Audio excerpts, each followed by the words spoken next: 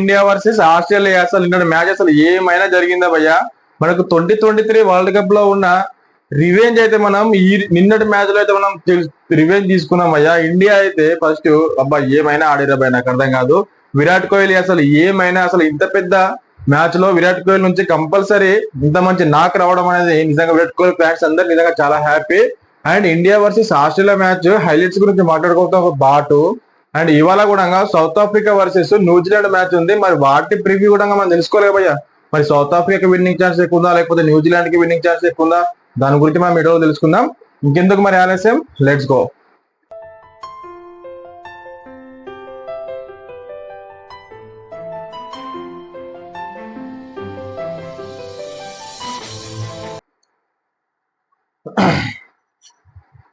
Hi hello, welcome back to Kiran Kumar logger. India versus Australia match. అసలు Australia toss గెలిచి first batting అయితే తీసుకుని అసలు ఎవరైతే ఎక్స్పెక్ట్ చేయలేదు. ఎందుకు తెలుసా?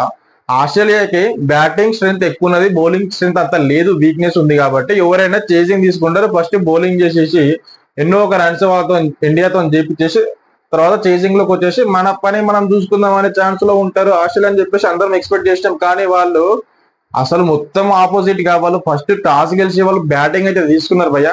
సరే, మరి బ్యాటింగ్ తెలిసే వాళ్ళ పర్ఫార్మెన్స్ ఎట్లుందని ఒకసారి మనం batting performance, bowling performance and ఇండియాది బ్యాటింగ్ పర్ఫార్మెన్స్, బౌలింగ్ పర్ఫార్మెన్స్ వీటన్నిటి గురించి మాట్లాడుకునే ముందు ఫస్ట్ మనం మన జీవితంలో మనల్ని అందరూ లైక్ చేయాలని చెప్పేసి లేదుగా భయ్య. ఎట్లాగో అందరు లైక్ చేయరు మనల్ని, కనీసం ఇక్కడైనా మీరు ఈ వీడియోని లైక్ చేయండి.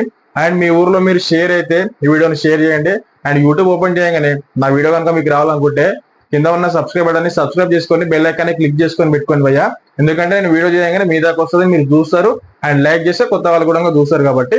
And India versus Australia match, Australia toss గెలిచి ఫస్ట్ బ్యాటింగ్ తీసుకుంది. మనం మ్యాచ్ సమ్మర్ కనుక చూసుకుంటే ఆస్ట్రేలియా ఫస్ట్ బ్యాటింగ్ కి దిగి 264 రన్స్ వేసి ఆల్అౌట్ అయింది. అండ్ దాని తర్వాత ఇండియా వచ్చేసి 264 రన్స్ ని 48 ఓవర్స్ లో చేజ్ చేసారు. ఈ మ్యాచ్ అయితే విన్ అయ్యారు భయ్య.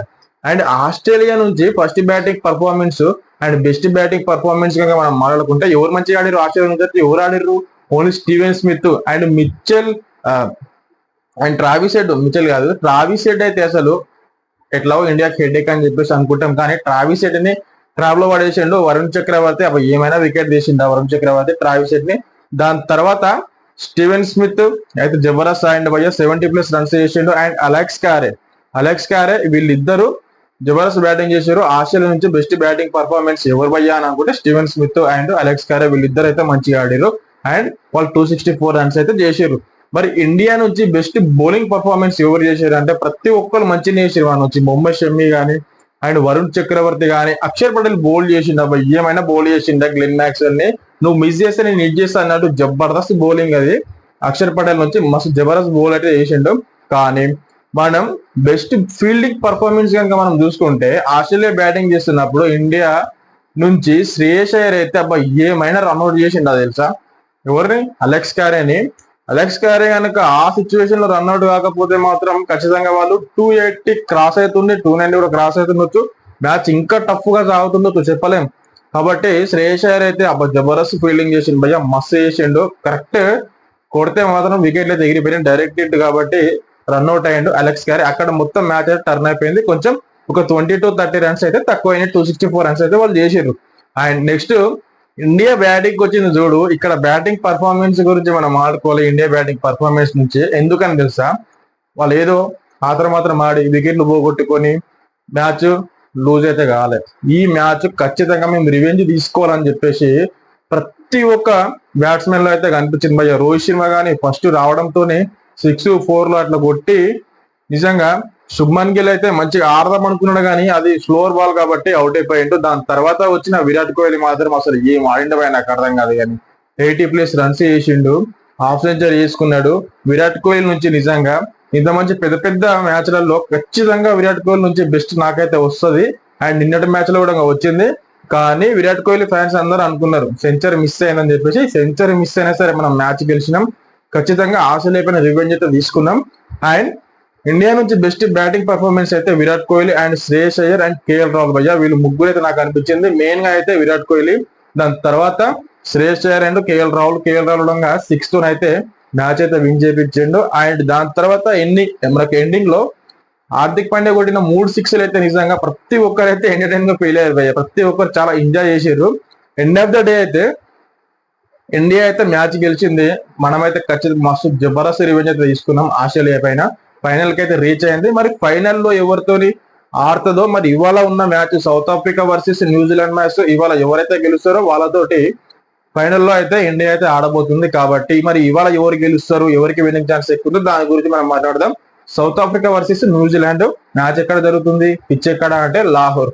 మరి లాహోర్ లో పిచ్ ప్రభావం ఏంది, మరి పిచ్ ఎట్లా బిహేవ్ చేస్తుంది అని అనుకుంటే ఏం లేదు భయ్య. ఇంతకుముందు కూడా చాలా మ్యాచ్లు అక్కడ ఆడారు కదా.